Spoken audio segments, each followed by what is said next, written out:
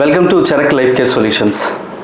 ఈరోజు మనకి మన ఊరి అంబానీలు అని చెప్పి మనం గతంలో మాట్లాడుకున్నాం. అయితే ఈ రకరకాల ఉద్యోగాల కోసం రకరకాల వ్యాపారాలు చేస్తూ చదువును, డబ్బును, తర్వాత సమయాన్ని, ఇవి మూడింటిని కూడా ఎక్కడ ఇన్వెస్ట్ చేయాలో తెలియక చాలామంది యువత పెడదోవన పడుతూ, కొంతమంది సరైనటువంటి మార్గంలో కూడా నడుస్తున్నప్పటికీ కూడా సక్సెస్ అనేది వాళ్ళకి త్వరగా రాక ఎన్నో వ్యయ ప్రయాసాలకి కూర్చి వాళ్ళు ఇక్కడ రకరకాల వ్యాపారాలు, రకరకాల ఉద్యోగాలు చేస్తున్నటువంటి క్రమంలో ఈ ఫీల్డ్లో అంటే ఇన్సూరెన్స్ రంగంలో అత్యున్నత స్థానాన్ని సంపాదించుకున్నటువంటి పచ్చిపులుసు వీరప్రసాదరావు గారు మన ముందుకు ఈరోజు గెస్ట్గా వచ్చారు.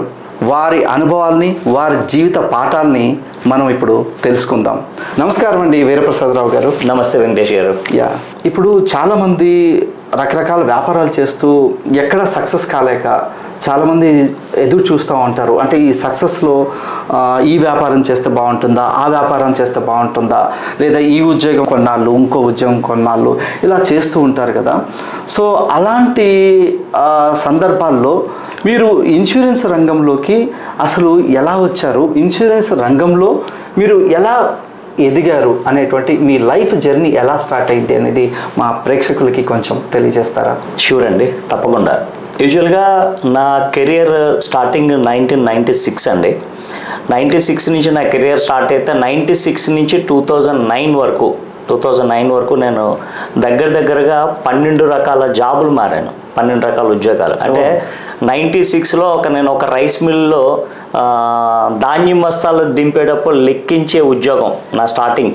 అంటే 500 రూపాయలకి నా కెరియర్ని నేను స్టార్ట్ చేయడం జరిగింది మండపేట ఊళ్ళో.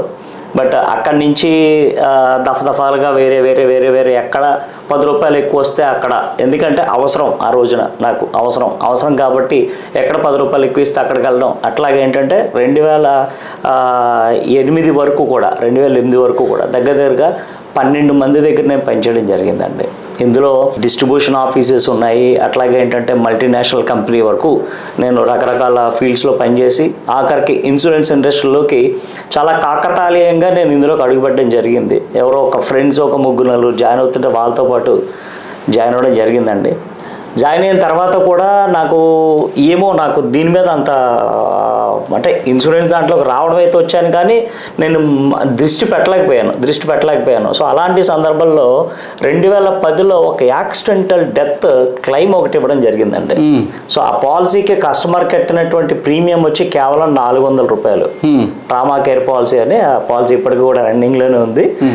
400 రూపాయలు కట్టినటువంటి ఆ వ్యక్తి తన డ్యూటీకి వెళ్తున్న సమయంలో లారీ యాక్సిడెంట్లో ఆయన చనిపోవడం జరిగిందండి. చనిపోయిన తర్వాత వితిన్ 20 డేస్లో అతనికి ఆ 1,00,000 రూపాయలు క్లెయిమ్ అమౌంట్ ఇమ్మీడియట్గా కంపెనీ సెటిల్ చేయడం జరిగింది.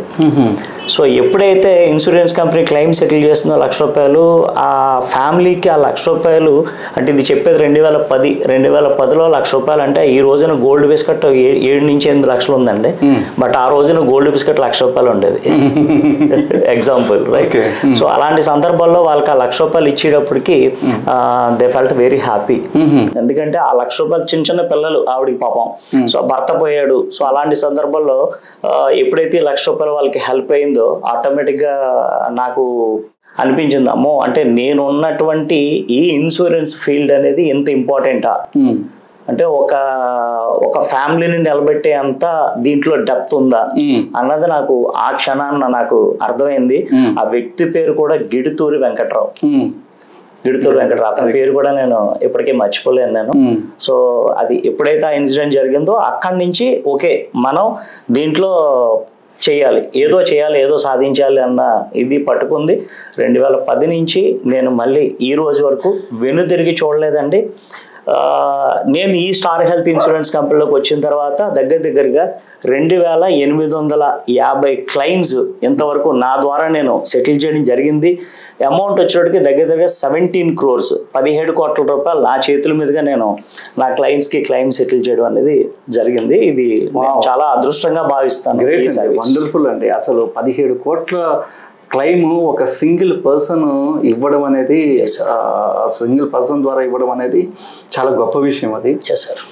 సో అయితే ఈ ఫీల్డ్లోకి మీరు 12 రకాల ఉద్యోగాలు తర్వాత వచ్చారు కదా, అబ్బా ఇన్సూరెన్సా అనేటువంటి స్థాయి నుంచి అబ్బా ఇన్సూరెన్సా అనేటువంటి స్థాయికి మీ పేరు, మీ ఇంటి పేరు పచ్చిపులుసు వీరప్రసాదరావు కదా. అయితే స్టార్ ప్రసాదరావుగా మారిపోయింది. స్టార్ ప్రసాద్ అంటే మీరుండేటువంటి ఆ రాజమండ్రి, ఆ పరిసర, కాకినాడ పరిసర ప్రాంతాల్లో అందరికీ కూడా స్టార్ ప్రసాద్గా బాగా ఒక బ్రాండ్ ఇమేజ్ సంపాదించుకున్నారు. స్టార్ ప్రసాద్గా మీరు ఎదిగినటువంటి ఒక బ్రాండ్గా క్రియేట్ చేసుకున్నటువంటి ఈ టైంలో అంటే ఇన్సూరెన్సా అనేటువంటి స్థాయి నుంచి ఇన్సూరెన్స్ బాగుంటుంది అనేటువంటి ఆ ఫీలింగ్ తెప్పించడం కోసం మీరు మీ కస్టమర్స్కి కానీ లేదంటే మీ కస్టమర్స్కి మీరు ఎలా చెప్పేవారు? అంటే ఇన్సూరెన్స్ యొక్క ప్రాముఖ్యత గురించి ఒక మాటలో ఎలా చెప్పేవారు? సో మెనీ ఎగ్జాంపుల్స్ అండి. ఆ విషయానికి వచ్చేటప్పటికి చాలా ఎగ్జాంపుల్స్ నా దగ్గర ఉంటాయి. ఒక ఫ్యామిలీకి నేను 2011 ఆ టైంలో 2011-12 ఆ టైంలో ఒక ఫ్యామిలీకి నేను పాలసీ ఇవ్వడం జరిగింది. సో ఆ సమయంలో ఆయన లేదు బాబు నేను కట్టలేను, నా వల్ల కాదు అంటే కూడా నేను బలవంతంగా నేను ఇచ్చాను ఆయనకి ఆ పాలసీ. ఆయన ఏమనుకున్నారంటే సరే ఈ సంవత్సరం ప్రసాద్ ఏదో అడుగుతున్నాడు కదా, సరే కట్టేద్దాం, నెక్స్ట్ ఇయర్ చూద్దాం అలా అని చెప్పని అనుకుంటే ఆయన పాలసీ కట్టడం జరిగింది. హార్డ్లీ 12,000-13,000 ప్రీమియం కట్టారు. అనుకోకుండా పాలసీ చేసిన ఒక నెల 15 రోజులకో 2 నెలలకో ఆయనకి సివియర్గా ఒక హెల్త్ ఇష్యూ వచ్చి హాస్పిటలైజ్ అయ్యారనమాట. సో హాస్పిటలైజ్ అయితే ఆ రోజున ఆయనకి దగ్గరగా 45,000 రూపాయలు క్లెయిమ్ రావడం జరిగింది. క్యాష్లెస్లో 45,000 రూపాయలు క్లెయిమ్ రావడం జరిగింది. వచ్చేటప్పటికి అమ్మో నేను కట్టి చాలా మంచి పని చేశాను అని చెప్పేసి అనుకునే దే ఫెల్ట్ వెరీ హ్యాపీ. దాన్ని ఇంకా అలా కంటిన్యూ అవుతూ ఉన్నారు. మళ్ళీ 2015లోనో 16లోనో మళ్ళీ ఏదో చిన్నగా వచ్చింది. అప్పుడు కూడా ఒక 40,000-50,000 క్లెయిమ్ అవసరమైతే ఏదో క్లెయిమ్ చేశారు, అయిపోయింది. మళ్ళీ 2019 ఐ థింక్ 2019 అనుకుంటా అనుకోకుండా ఒకరోజు ఫోన్ వచ్చింది. ఏంటి అంటే వైఫ్కి క్యాన్సర్ డిటెక్ట్ అయింది. సో ఆ రోజుకి ఏమైందంటే వాళ్ళ పాలసీ వచ్చేటప్పటికి 5 లక్షల రూపాయలు సమ్మింగ్ చూడండి, బోనస్ తగిలిపోయి దగ్గర ఒక 9 లక్షలు ఎంత ఉంది. ఎప్పుడైతే పాపం వాడికి క్యాన్సర్ డిటెక్ట్ అయిందో లకీలీ రెన్యూవల్ కట్టిన వెరీ ఎర్లీ డేస్లో వచ్చిందనమాట. సో దాంతో అసలు బోనస్ కలిపి అంత ఉండేటప్పటికి దగ్గరగా ఆ 9 lakhs కూడా ఆ సంవత్సరం మొత్తానికి పూర్తి లోపల 9 లక్షల రూపాయలు కూడా వాళ్ళకి సరిపోయింది. అయిపోయిన తర్వాత మళ్ళీ రెన్యూవల్ వచ్చింది, రెన్యూవల్ కట్టారు. రెన్యూవల్ కట్టిన తర్వాత మళ్ళీ ఇంకొక 6.5 లక్షల రూపాయలు మళ్ళీ ఉంది. 6.5 లక్షల రూపాయలు మళ్ళీ అంటే గ్రాడ్యువల్ గా డౌన్ అయింది, ఆవిడకి తగ్గుతూ వచ్చింది అనమాట. సో ఎప్పుడైతే తగ్గుతూ వచ్చిందో ఆటోమేటిక్ గా మళ్ళీ 6.5 లక్షలు మళ్ళీ రెన్యూవల్ అయ్యే లోపల మళ్ళీ అది వాడుకున్నారు. అది అయిపోయింది, మళ్ళీ రెన్యూవల్ వచ్చింది, మళ్ళీ 6.5 వచ్చింది. సో అట్లాగా దగ్గరగా నాకు తెలిసి ఇంచుమించుగా ఒక 15-20 లక్షల రూపాయల దాకా మేము వాళ్ళకి క్లెయిమ్ అవ్వడం జరిగింది. యాక్చువల్ గా ఆయన పాపం ఫైనాన్షియల్ గా కొంచెం ఇబ్బందుల్లో ఉన్నారు.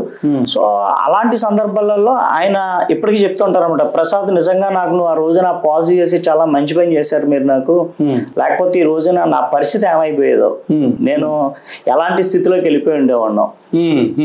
ఇప్పటికీ ఆయన కనిపిస్తే ఆయన అదే మాట చెప్తూ ఉంటారు. సో ఇలాంటి ఇన్సిడెంట్స్, ఇలాంటి అనుభవాలు నా ఈ 15 సంవత్సరాలలో, ఈ 16 సంవత్సరాలలో ఎన్నో చూసానండి. అదే మిమ్మల్ని డ్రైవ్ చేస్తుంటది. అబ్సల్యూట్లీ. అంటే ఇక్కడ స్వామి కార్యం స్వకార్యం అన్నట్టు ఇక్కడ మా కెరియర్ పరంగా మేము గ్రో అవుతున్నాము, at the same time customer అనే వాళ్ళకి బెస్ట్ సర్వీస్ కూడా ఇవ్వగలుగుతున్నాం. Very good sir, very good. So ఇలాంటి ఎక్స్పీరియన్సెస్ చాలా ఉన్నాయి. బట్ ప్రతి వ్యక్తి కూడా హెల్త్ ఇన్సూరెన్స్ అనే కాదని ఇన్సూరెన్స్ అనేది చాలా ముఖ్యమైనది జీవితంలో.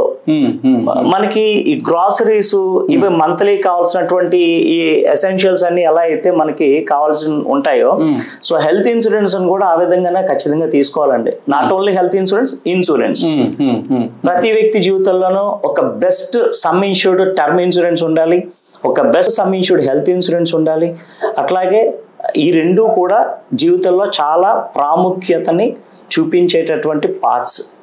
ఈ రెండు గ్రాసరీస్ మనకి మంత్లీ కావాల్సినటువంటి ఎసెన్షియల్స్ లో ఈ రోజున ఇన్సూరెన్స్ కూడా ఒక పార్ట్ గా మార్చుకోవాలి అనేది చాలా అవసరం. ఎంతైనా అవసరం. అబ్సల్యూట్లీ. అయితే ఆయన కట్టినట్టు ఇందాక మీరు చెప్పారు కదా, ఈ క్యాన్సర్కి సంబంధించి క్యాన్సర్ వచ్చినటువంటి వ్యక్తి ఆయన కట్టినట్టు 12,000 అది పెరిగి 15,000 ఎంతో అయింటుంది ప్రీమియం. సో ఈ 12-15,000 రూపాయల ప్రీమియంకి మీరు 20 లక్షల రూపాయల క్లెయిమ్ ఇవ్వడం అనేది చాలా గొప్ప విషయం అండి. ఇది దాని తర్వాత వాళ్ళ ఫీలింగ్స్, వాళ్ళు అది ఇచ్చినటువంటి మోటివేషను మీకు ఎలా అనిపించిందండి? అది మీకు బహుశా మీ కెరీర్ కొత్తలో అన్నారు కదా. అది ఎలా అనిపించింది అంటే సార్, యూజువల్గా అంటే మీకు చెప్పింది నేను ఒక ఎగ్జాంపుల్ చెప్పున్నాను మీకు. సో ఇలాంటివి సో మెనీ ఎగ్జాంపుల్స్ చాలా ఉన్నాయి ఇలాంటి ఎక్స్పీరియన్సెస్ చాలా ఉన్నాయి. సో కాకపోతే ఇదేంటంటే మైండ్ లోకి నాకు బాగా ఇదైపోయిన, ఎందుకంటే ఫైనాన్షియల్ గా ఇబ్బందుల్లో ఉన్న టైంలో ఒక ఇన్సూరెన్స్ పాలసీ వాళ్ళని ఎలాగ ఫైనాన్షియల్ గా సపోర్ట్ చేసింది, హెల్ప్ అయింది అన్న దాని గురించి ముఖ్యంగా. ఒక రకంగా చెప్పాలంటే హెల్త్ ఇన్సూరెన్స్ కంపెనీలు క్లెయిమ్ ఇవ్వవు అని చెప్పేసి అనేటువంటి ప్రజలకి అనేటువంటి వాళ్ళకి అంటే నెగిటివ్ గా మాట్లాడుకునేటువంటి వాళ్ళకి మీరు చెప్పినటువంటి ఎగ్జాంపుల్ ఒక చక్కని ఉదాహరణ. సో అయితే ఇన్ని కంపెనీస్ ఉన్నాయి కదా సార్, చాలా కంపెనీస్ ఉన్నాయి మార్కెట్లో హెల్త్ ఇన్సూరెన్స్ ఇచ్చేటువంటి కంపెనీస్. ఎందుకు మీరు స్టార్ హెల్త్ చూస్ చేసుకున్నారు? స్టార్ హెల్త్ నే మీరు ఎందుకు ఇంతకాలం నుంచి, దాదాపు ఎంతకాలం అయింది సార్ మీరు ఈ కంపెనీలోకి వచ్చి? అరౌండ్ 16 ఇయర్స్ 16 సంవత్సరాల నుంచి మీరు ఒకే కంపెనీలో ఉండి ఇంత లాంగ్ లాస్టింగ్ బిజినెస్, అది కూడా ఒక చిన్న ఊర్లో, పెద్ద ఏ క్లాస్ సిటీ, మెట్రోపాలిటన్ సిటీ కూడా కాదు. So it's I can say that be class city అనుకోవచ్చు. సో ఇలాంటి సిటీస్లో ఉండి మీరు ఇంత వ్యాపారము, మీ ఇంటి పేరును మార్చి కంపెనీ పేరుగా మీ బ్రాండ్ ఇమేజ్ అనేది పెంచుకునే స్థాయికి ఎదగడం అనేది కూడా, అంటే ఇట్స్ అ కంపెనీ ఒక రకంగా మంచి సర్వీస్ ఇస్తుందనే చెప్పుకోవచ్చా? లేదా మీ ప్రయాసాలు, మీ వ్యయ ప్రయాసాలు ఎలా ఉన్నాయి దానికి? డెఫినెట్గా నాకు కంపెనీ నుంచి మంచి సపోర్ట్ ఉందండి. ఫస్ట్ ఆఫ్ ఆల్ చాలా మంచి సపోర్ట్ ఉంది. అండ్ సుపీరియర్స్ కూడా నాకు అంతే విధంగా అంటే మా కష్టానికి తగ్గట్టుగా వాళ్ళు ఏంటంటే ఖచ్చితంగా సపోర్ట్ ఇస్తారు. కష్టానికి తగ్గట్టుగా అని కాదు, ప్రతి వ్యక్తికి కూడా ఖచ్చితంగా సపోర్ట్గానే నిలబడతారండి. ఇక్కడ మీరు ఒక క్వశ్చన్ అన్నారు, ఒక మాట చెప్పారు మీరు, ఏంటి అంటే ఇన్సూరెన్స్ కంపెనీలు క్లెయిమ్ ఇవ్వవు అని. సో ఇక్కడ ఇన్సూరెన్స్ కంపెనీలు క్లెయిమ్ ఇవ్వవు అంటే ఇవ్వకుండా ఇన్ని సంవత్సరాల వ్యాపారాలు ఎలా చేస్తాయండి? అబ్సల్యూట్లీ. చాలా మంది ఏం చెప్తారంటే ఇప్పుడు పాలసీ తీసేసుకుంటారు. అంటే రిజెక్షన్స్ అనేవి ఏ పాయింట్ ఆఫ్ వ్యూలో ఉంటాయి అంటే ఒక 2-3 పాయింట్స్లో చెప్తాను మీకు. యూజువల్గా హెల్త్ ఇన్సూరెన్స్ పాలసీ తీసుకున్న తర్వాత పాలసీ తీసుకుంటే వెంటనే అన్ని రకాల డిసీజెస్, అన్ని రకాల వ్యాధులు కవర్ అవ్వవు, రైట్? దీనికి కొన్ని ఎక్స్క్లూజన్స్ ఉంటాయి. సో మొదటి సంవత్సరం వచ్చేటప్పటికి emergency problems without any PED, policy తీసుకునే టైంలో ఏ విధంగా దీర్ఘకాలిక వ్యాధులు లేకుండా ఉండి అలాంటి వాళ్ళకి అయితే కనుక first year emergency problems, 2 years complete అయితే minor and major surgeries and diseases లాగా ఎక్స్క్లూజన్స్ అనేవి ఉంటాయి. ఇక్కడ రిజెక్షన్ అనేది ఎలా ఉంటుంది అంటే లేక్ ఆఫ్ నాలెడ్జ్. పీపుల్ కి పాపం తెలియదు, వాళ్ళకి అవగాహన లేక. పాలసీ అమ్మేటప్పుడు కొంతమంది ఏం చేస్తారంటే అండి, కొంతమంది ఏమో సబ్జెక్ట్ మీద అవగాహన వాళ్ళకి అన్ని ప్లాన్స్, ఏ ప్లాన్ సూట్ అవుతుందో తెలుసుకొని కస్టమైజ్ చేసి ప్లాన్స్ ఇస్తా ఉంటారు. కొంతమంది పార్ట్ టైం ఉద్యోగం చేసేటువంటి వాళ్ళకి సరైన నాలెడ్జ్ ఉండదు. సో అట్లాంటప్పుడు వాళ్ళకి ఏదో ప్లాన్, వాళ్ళకి తెలిసిన ప్లాన్ చెప్పేస్తా ఉంటారు. రెండోది ఏంటంటే కస్టమర్ కి కూడా ఏజెంట్ తన ప్రొడక్ట్ గురించి పూర్తిగా తెలియజేసిన తర్వాత కూడా కస్టమర్ కి అంత అవగాహన ఉండదండి. హాస్పిటలైజేషన్ టైంలో వాళ్ళకి ఐడియా రాదు ఫస్ట్ ఆఫ్ ఆల్. సో ఇక్కడ ఏమవుతుందంటే పాలసీ తీసుకున్న ఒక 8 నెలలు పోయిన తర్వాత ఆయనకి వెనకాల నడుము దగ్గర నొప్పి వస్తుందని హాస్పిటల్కి వెళ్ళారు. ఏమైంది అని చూస్తే కిడ్నీలో స్టోన్స్ వచ్చినాయి. ఇమ్మీడియట్గా ఏమనుకుంటాడంటే కిడ్నీలో స్టోన్స్ వచ్చినాయి, మీకు లాప్రోస్కోపిక్ ఆపరేషన్ చేయాలి, మీరు ఇమ్మీడియట్గా సర్జరీ చేయించుకోవాలని చెప్తారు, రైట్? సో ఇమ్మీడియట్గా ఏమనుకుంటాడంటే అమ్మాయి నేను మొన్న బాగానే కట్టేసాను ఇన్సూరెన్స్, నాకు ఆ పాలసీ కవర్ అయిపోతుంది అమ్మాయి అనుకుంటాడు. కానీ అది ఎక్స్క్లూజన్స్ ప్రకారం ఏమవుతుందంటే అండి 24 months కంప్లీట్ అయితే కానీ కవర్ అవ్వదు. ఎందుకని సార్? అంటే ఈ కిడ్నీ జబ్బులు ఇలాంటివి ఇవన్నీ ఏంటంటే క్రానిక్స్ అండి, ఇవన్నీ క్రానిక్స్. ఇప్పుడు ఏంటంటే కిడ్నీలో స్టోన్ అనేది ఏదో నిన్న రాత్రి స్టార్ట్ అయ్యి ఈ రోజుకి బయట పడిపోవడం అన్నది ఉండదండి. అది స్టోన్ అనేది ఫామ్ అవడం స్టార్ట్ అయిన తర్వాత నిన్న నిన్న మొన్న కూడా నేను ఒక డాక్టర్ ఇంటర్వ్యూ చూసాను. సో అందులో ఆయన చెప్తున్నారు, ఏదైనా ఒక ఇష్యూ బయటకు వచ్చింది అంటే అది బాడీలో 1 or 2 years బిఫోర్ నుంచి మీకు ఫార్మేషన్ స్టార్ట్ అయితే గానీ బయటికి రాదు అని చెప్పేసి. Okay okay okay. ఇలాంటి జబ్బులు ఎన్ని ఉంటాయి సార్? చాలా ఉంటాయండి. ఇప్పుడు నీ పెయిన్స్ అని, అలాగే గాల్ బ్లాడర్ స్టోన్స్ అని, అలాగే కిడ్నీలో స్టోన్స్ అని, సో ఇలా చాలా ఉంటాయి. అంటే మనం మెడికల్ ఫీల్డ్ కాదు కాబట్టి మనం చెప్పలేము, బట్ చాలా ఉంటాయి. బట్ ఎమర్జెన్సీలు ఉంటాయి. హార్ట్ స్ట్రోక్, ప్లాన్ చేసి చేసేటువంటి జబ్బులు మాత్రం కొంత వెయిటింగ్ పీరియడ్ ఖచ్చితంగా వెయిటింగ్ పీరియడ్ ఏ కంపెనీలైనా ఉంటుందండి.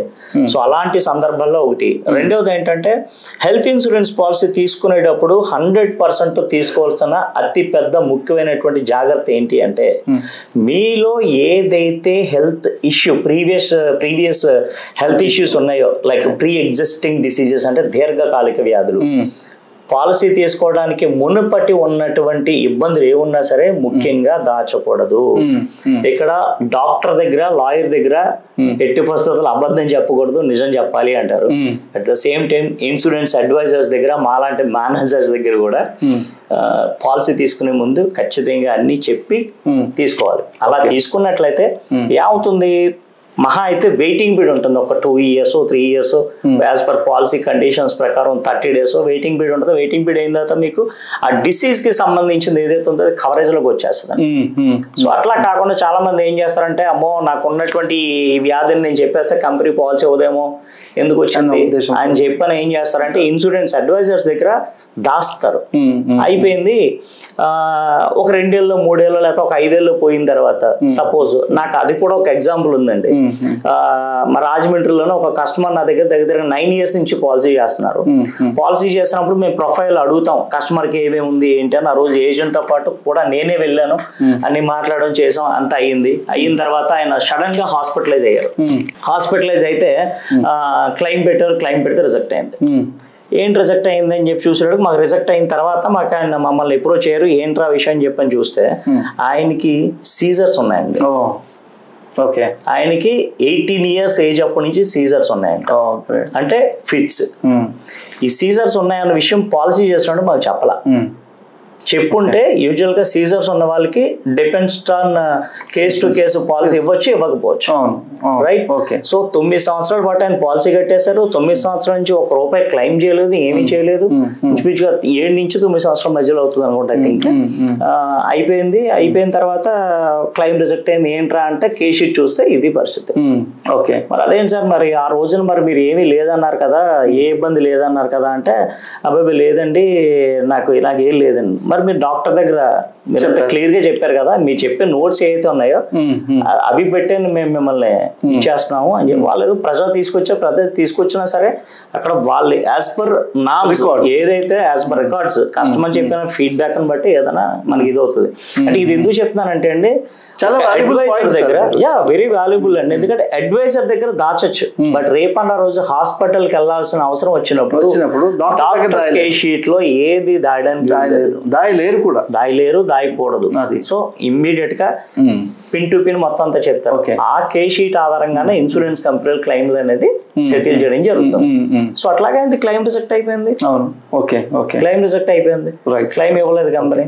రైట్. ఓకే సార్, అయితే మీరు చాలా రకాల వ్యాపారాలు లేదా ఉద్యోగాలు ఇవన్నీ కూడా ఫీల్డ్స్ అన్ని కూడా మారినారు కదా, ఎందుకు సార్ వేరే ఉద్యోగమో లేదా వేరే వ్యాపారమో చూస్ చేయకుండా, లేకపోతే లైఫ్ ఇన్సూరెన్స్ లేకపోతే ఇంకొక ఇండస్ట్రీనో సెలెక్ట్ చేసుకోకుండా ఎందుకు ఒక హెల్త్ ఇన్సూరెన్స్ ఒక్కటే మీరు చూస్ చేసుకున్నారు? వెరీ గుడ్ క్వశ్చన్ అండి. దీంట్లో చెప్పాలంటే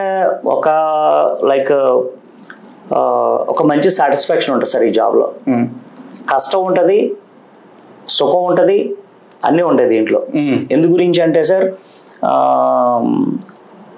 నేను సెల్ఫ్ ఎక్స్పీరియన్స్, నాకు సొంతంగా నేను అది ఫీల్ అయ్యే నేను చెప్తున్నాను.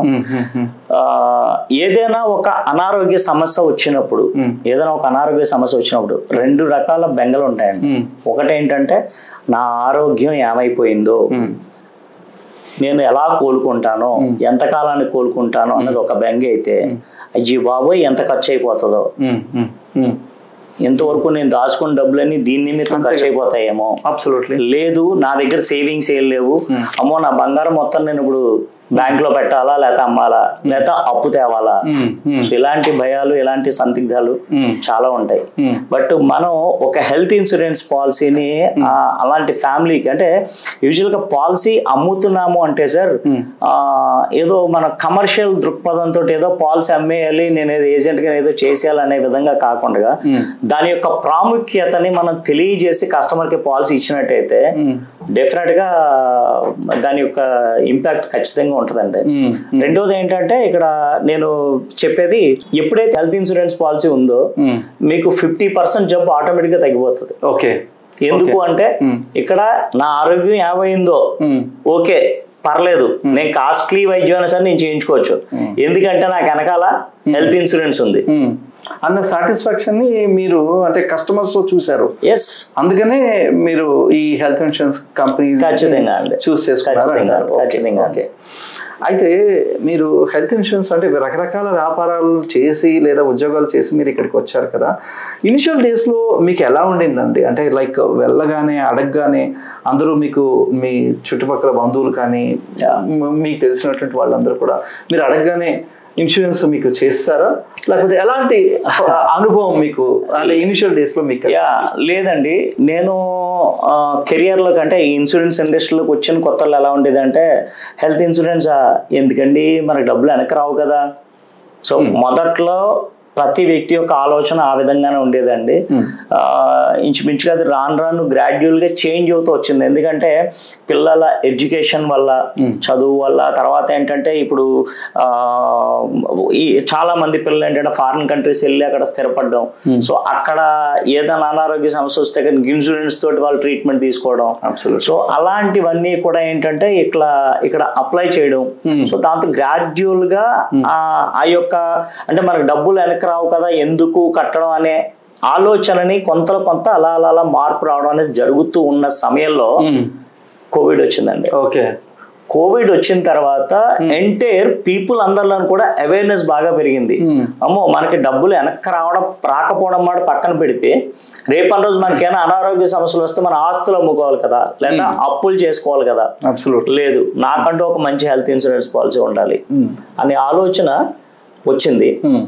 ఆల్రెడీ హెల్త్ పాలసీ తీసుకున్న వాళ్ళకి వాళ్ళు ఎట్లా చేసేవారు అంటే అండి, వాళ్ళకి ఎంత ఉన్నప్పుడు కూడా 3 లక్షల పాలసీ 5 లక్షల పాలసీ అంతే సమ్ ఇన్సూరెన్స్ ఉండేవి.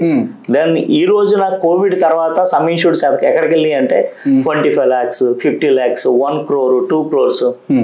అట్లాగే ఇప్పుడు రీసెంట్ గా అన్లిమిటెడ్ సమ్ ఇన్సూరెన్స్ కూడా వచ్చాయి. ఇప్పుడు అన్లిమిటెడ్ సమ్ ఇన్సూరెడ్ పాలసీస్ కూడా అమ్ముతున్నాం. అంటే వ్యక్తికి ఎప్పుడైనా సరే హెల్త్ ఇష్యూ వచ్చింది అంటే కనుక ఇంకా అయ్యేటటువంటి ఖర్చు అంతే అంతా కంపెనీ పే చేసేస్తారు. లిమిట్ లేదు. ఈవెన్ ఆర్గాన్ ట్రాన్స్ప్లాంటేషన్ సర్జరీ జరిగింది, డోనర్ కి అయ్యే ఎక్స్పెన్సెస్ కూడా ఇన్సూరెన్స్ కంపెనీ పే చేస్తుందండి. సో అంత ఇదిగా వచ్చింది. అతి ముఖ్యంగా పాలసీ తీసుకునే ప్రతి కస్టమర్ కూడా ఒకటి చూసుకోవాలండి, ఏంటంటే నేను తీసుకున్న సమ్ ఇన్సూరెన్స్ ఏదో 3 లక్షలతో ఒక 5 లక్షలతో ఓకే ఏదో పాలసీ ఉంది కదా అంటే కాదు. వైద్య విధానాలు పూర్తిగా ఇది వరకటికి ఇప్పటికి పూర్తిగా మార్పులు చెందాయండి. పూర్తిగా మార్పులు చెందాయి. ఇప్పుడు ఏంటంటే ఏ సర్జరీ జరిగినా కూడా robotic surgery, laparoscopic operations, laser operations, stem cell therapy treatments, అట్లాగే ఇంతకు ముందు నీ పెయిన్స్ ఉన్నాయి, మోకాలు నొప్పులు ఉన్నాయంటే వెళ్ళడం మోచెప్ మార్పిడిలు మార్చుకుని ఇచ్చేయడం. దెన్ ఇప్పుడు దానికి ఏంటంటే ఆయుష్ లో చాలా ట్రీట్మెంట్స్ వచ్చాయి, ఆయుష్ ట్రీట్మెంట్స్. సో ఇలాంటి ప్రాముఖ్యతలన్నీ వచ్చినప్పుడు మనం ఏదైతే చూడండి సెల్ ఫోన్ ఉంటుందండి, ప్రతి సంవత్సరానికి ఒకసారో 2 సంవత్సరాలకు ఒకసారో ప్రతి కంపెనీ అప్గ్రేడ్ అవుతూ ఉంటాయి, ఫోన్లు తీసుకొస్తుంటారు. సో చాలా మంది పీపుల్ ఏం చేస్తారంటే ఈ ఫోన్ తీసుకున్నారు, నెక్స్ట్ ఇయర్ వేరే ఫోన్ వచ్చింది, వెంటనే అప్గ్రేడ్ అవుతారు. సో ఎలా అయితే అప్గ్రేడ్ అవుతున్నారో హెల్త్ ఇన్సూరెన్స్ పాలసీస్ లో కూడా ఖచ్చితంగా అప్గ్రేడేషన్ అనేది చాలా అవసరము. రెన్యువల్ కట్టే సందర్భాల్లో మీరు చూసుకోవాల్సింది ఏంటంటే మీ పాలసీలో రూమ్ రెంట్ క్యాపింగ్ అనేది లేకుండా ఉందా లేదా. నెక్స్ట్ వచ్చేటప్పటికి మోడర్న్ ట్రీట్మెంట్స్, ఇప్పుడు ఇందాక మనం చెప్పుకున్న ట్రీట్మెంట్స్ అనేది మోడర్న్ ట్రీట్మెంట్స్ అంటారు. ఈ మోడర్న్ ట్రీట్మెంట్స్ అన్ని కూడా నేను తీసుకున్న పాలసీలో కవర్ అవుతున్నాయా లేదా, రైట్.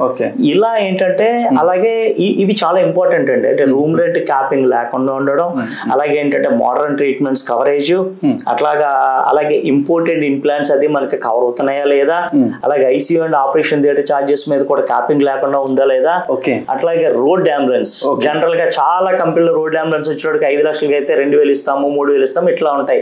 సో రోడ్ అంబులెన్స్ కూడా క్యాపింగ్ లేకుండా ఉండడం. సో ఇలాగ చాలా ఉంటాయి. సో ఈ జాగ్రత్తలు అయితే మాత్రం ఖచ్చితంగా తీసుకోవాలి. ప్రతి రెన్యువల్ టైంలో పాలసీని అప్గ్రేడేషన్ అవసరం అయితే ఖచ్చితంగా అప్గ్రేడ్ చేసుకోవాలి. Okay okay right sir. Prasad గారు, స్టార్ ప్రసాద్ గారు, ఈ ఇన్సూరెన్స్ మీరు దాదాపు ఇప్పటికి 2,850 క్లైమ్స్ ఇప్పించారు కదా. సో బాగా పెద్ద క్లైమ్, హైయెస్ట్ అమౌంట్ ఏది ఇప్పించారు సార్?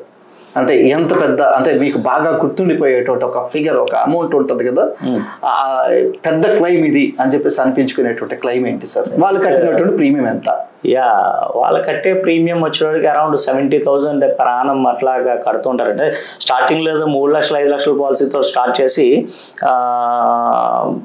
క్లైమ్ తీసుకోవడానికి ఒక 4 సంవత్సరాలు 5 సంవత్సరాల ముందుకి 25 lakhs సమ్ ఇన్సూర్డ్కి పెంచుకున్నారు. ఎంత ప్రీమియం కట్టారు? హార్డ్లీ నాకు తెలిసేదనో ఒక 4 లక్షలు పర్ యానం ఎంత ప్రీమియం కట్టారు? ఇప్పుడు పర్ యానం వచ్చి వాళ్ళు 70,000 నడిపి 70,000. ఓకే, 70,000 రూపాయల ప్రీమియం, 25 లక్షల రూపాయలు కవరేజ్ ఇస్తున్నారు. వాళ్ళ క్లైమ్ ఎంత? దగ్గర 25 to 30 lakhs అండి, including bone marrow transplantation surgery also. 25 to 30 lakhs. 30 lakhs claim ఇచ్చారు. Yes sir. Very good sir. మీకు బాగా సాటిస్ఫై అయినటువంటి క్లైమ్ ఏంటి సార్? అంటే ఇది రాదు అనుకున్నటువంటి క్లైమ్ని మీ కష్టంతోనో, మీ ఇన్ఫ్లుయెన్స్తోనో, లేకపోతే మీకున్నటువంటి సీనియర్స్ సపోర్ట్తోనో కొంచెం ఆ క్లైమ్ ఇప్పించుంటారు కదా. అలా బేసిక్గా ఇక్కడ మనం ఒకటి కరెక్షన్ చేసుకోవాలి. రాదు అనే క్లైము ఎప్పటికీ రాదు. ఓకే, ఇక్కడ మనం ఏదో ఇన్ఫ్లుయెన్స్ చేస్తేనో లేదా సీనియర్స్ సపోర్ట్ చేస్తేనో అన్నది ఉండదండి. ఇక్కడ ఇప్పుడు ఏ ఇన్సూరెన్స్ కంపెనీ అయినా సరే చేసేది బిజినెస్, రైట్? అది వచ్చేదైతే పక్కగా ఇస్తుంది. ఎస్పెషల్లీ నా కంపెనీ క్లైమ్ వచ్చేదైతే పక్కగా ఇస్తుంది. వన్స్ రిజెక్ట్ అయిందా ఇంకా రాదు. Okay stands. Okay okay okay. అయితే అంటే కొన్ని సందర్భాల్లో అంటే మళ్ళీ రీకన్సిడరేషన్ పెట్టడం ద్వారానో లేకపోతే ఇలా కొన్ని, అది ఏమవుతుందంటే మిస్కమ్యూనికేషన్ వల్ల లేకపోతే డాక్యుమెంట్స్ క్లారిటీ లేకపోనో ఒకసారి అవుతూ ఉంటాయి. ఓకే, ఇన్సూరెన్స్ చెయ్యాలి అని అంటే చాలా గట్స్ ఉండాలి సార్. అంటే నాకు తెలిసినటువంటి అనుభవం ప్రకారము చాలా మందికి ఆ గట్స్ అంటే కొత్తగా ఈ ఫీల్డ్లోకి వచ్చేటువంటి యువతరానికి కానీ ఈ ఫీల్డ్లోకి వచ్చేటువంటి కొత్త వాళ్ళకి చాలా అమ్మో ఇన్సూరెన్సా అని చెప్పేసి భయపడతారు. 10 మందిని అడగాల, 10 మందితో బ్రతిమలాడాలా అన్నటువంటి ఇది ఉంటుంది కదా. అలాంటి వాళ్ళకి మీరు చెప్పేటువంటి సలహా ఏంటి? అంటే చాలా మంది భయపడుతూ ఉంటారు కదా ఇన్సూరెన్స్ ఇండస్ట్రీ అంటే. అలాంటి వాళ్ళకి మీరు ఇచ్చే సలహా ఏం లేదు సార్. ఇక్కడ సింపుల్ ఏంటంటే మనం ఇన్సూరెన్స్ పాలసీ అమ్మడానికి వెళ్తే డెఫినెట్గా మనం డిస్సాటిస్ఫాక్షన్తోనే బయటకు వస్తాం. ఓకే, బట్ వ్యక్తికి పాలసీ ఇచ్చే ముందు దాని యొక్క ఇంపార్టెన్స్ని ఎక్స్ప్లెయిన్ చేయడానికి మాత్రం మనం వెళ్ళాలి సార్. ఓకే, దాని యొక్క ఇంపార్టెన్స్ని ఎక్స్ప్లోర్ చేయాలి కస్టమర్ దగ్గర. Very good, very good. అంటే ఇన్సూరెన్స్ అయితే ప్రాముఖ్యతను తెలియజేయాలి. రెండోది ఏంటంటే ఆ ప్రాముఖ్యతను ఎప్పుడైతే తెలియజేసామో ఆ యొక్క ఇన్సూరెన్స్ యొక్క అవసరం ఏంటి అనేది ఎప్పుడైతే మీరు కస్టమర్కి తెలియజేశారో ఆటోమేటిక్గా కస్టమరే ఖచ్చితంగా లైక్ దాన్ని ఏమంటారు ఖచ్చితంగా ముందుకు వస్తారు, తీసుకోవడానికి వస్తారు. నేను పాలసీ అమ్మాలి అని వెళ్తే డెఫినెట్ గా అది. మీరు ఎలా సెలెక్ట్ చేసుకుంటారు సార్? అంటే ఏ ఏజ్ గ్రూప్ కి ఏ ప్లాన్ ఇవ్వాలి అని చెప్పి మీరు ఎలా select? Very good question sir.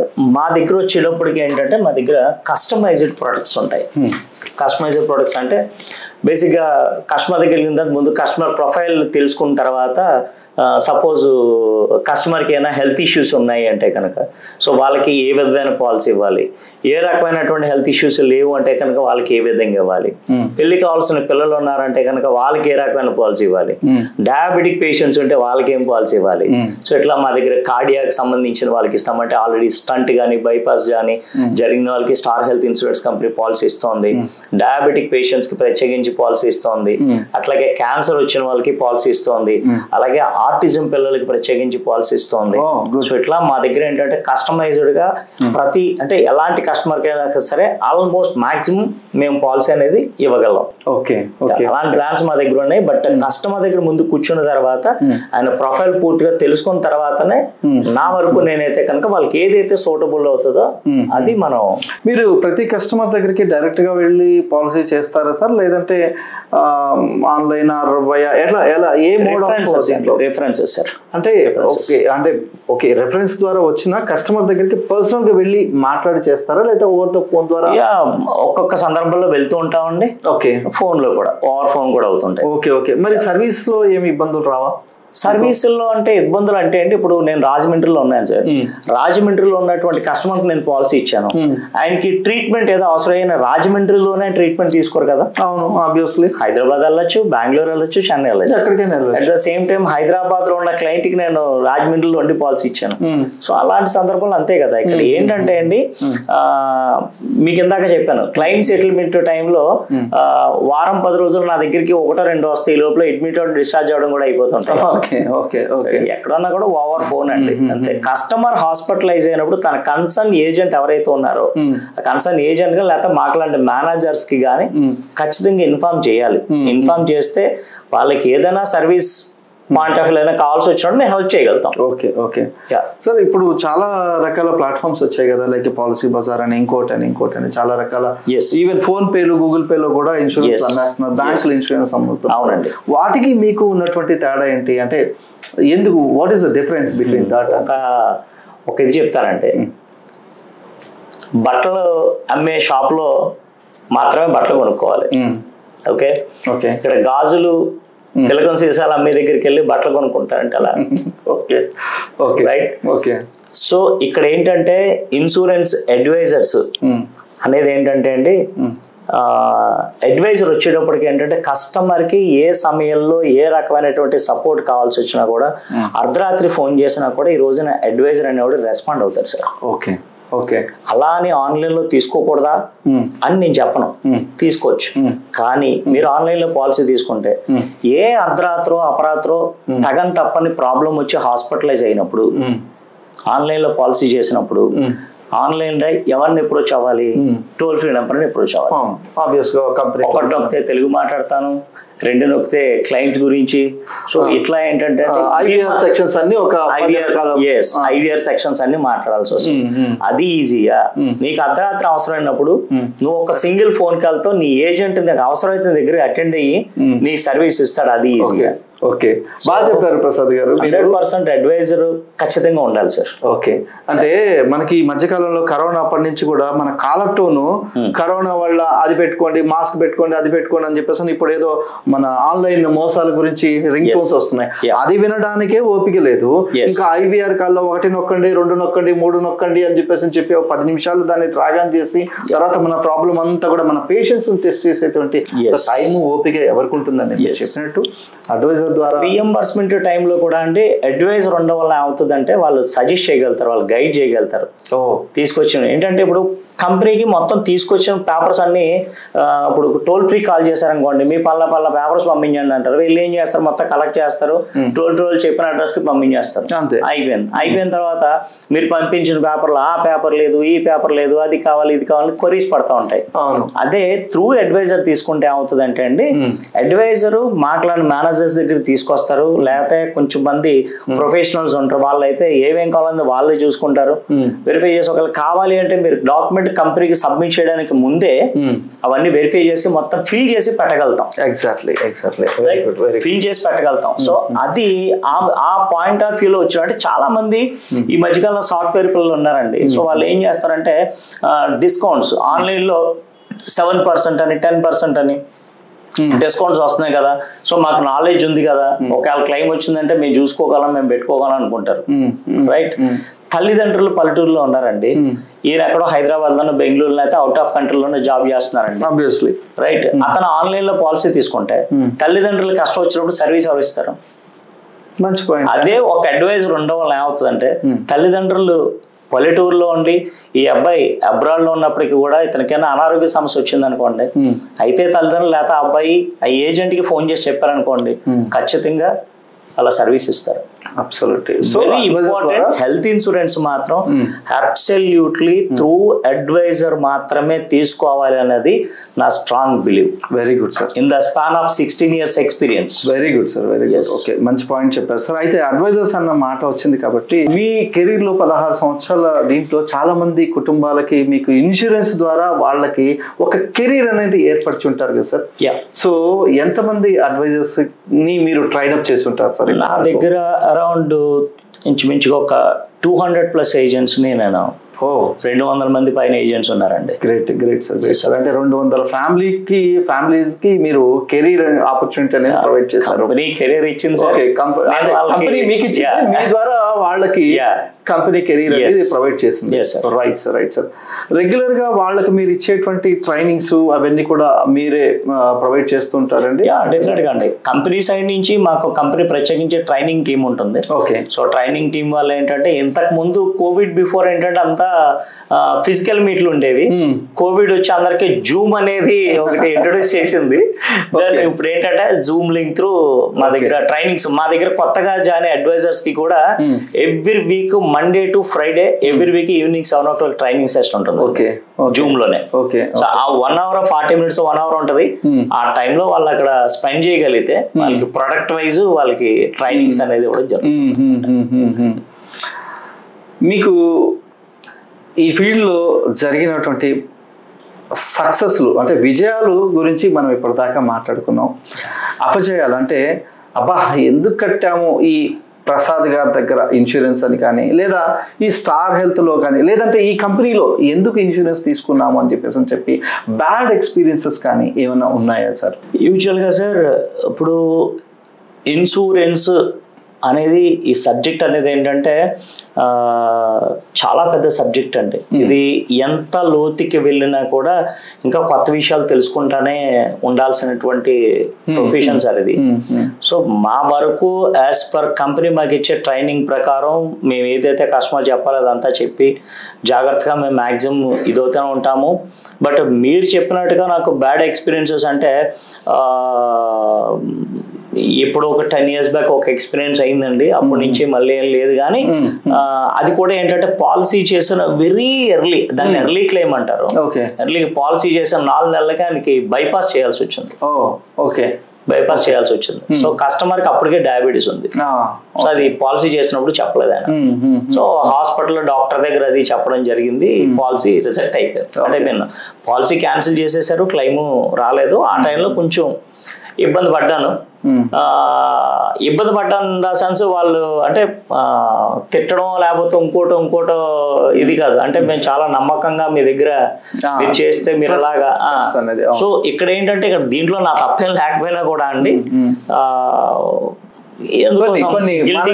ఆందోళన గురైనప్పుడు వాళ్ళు రకరకాల ఎమోషన్స్ తో మాట్లాడుతూ ఉంటారు. అది బేర్ చేయాల్సి వస్తుంది, కొంచెం బేర్ చేయాల్సి వస్తుంది. అండ్ రీసెంట్ గా ఒక ఇన్సిడెంట్ ఏంటంటే ఒక క్లయింట్ హాస్పిటలైజ్ ఏదో ఒక క్లెయిమ్ కి వెళ్ళాల్సి వచ్చింది. మేము ఏం చెప్తాం అంటే సార్ మాక్సిమం నెట్వర్క్ హాస్పిటల్కి వెళ్ళమని చెప్తాం సార్. నెట్వర్క్ హాస్పిటల్కి వెళ్తే అంతా స్మూత్ గా అయిపోతుంది. ఓకే. సో సరే అని చెప్పేసిన వాళ్ళు ఏం చేశారంటే సర్జరీ కూడా హిస్టెక్టమీ ఆపరేషన్ అనమాట. నెట్వర్క్ హాస్పిటల్కి వెళ్ళారు, అంతా అయిపోయింది, టెస్ట్లు అయిపోయి అన్నీ అయిపోయిన తర్వాత వాళ్ళ రిలేషన్ ఎవరో అబ్బాయి హాస్పిటల్ కాదు, మీరు వేరే పలానా హాస్పిటల్ ఉంది, హాస్పిటల్ అయితే సూపర్ చాలా బాగుంటుంది, అక్కడికి వెళ్ళమని చెప్పారంటే అందుతోటి వీళ్ళు ఏం చేశారంటే ఆ హాస్పిటల్కి వెళ్ళారు. సో నాకు ఫోన్ చేశారు, ప్రసాద్ ఇది పరిస్థితి ఏం చెప్పానంటే సరే మీ ఇష్టం, మీరు ఎక్కడైనా చేయించుకోండి, మీరు రీఎంబర్స్మెంట్ వస్తే నేను ఇస్తాను అని చెప్పాను. ఏమైందంటే కొన్ని హాస్పిటల్స్ ఏంటంటే రికార్డ్స్ సరిగ్గా మెయింటైన్ చేయవండి.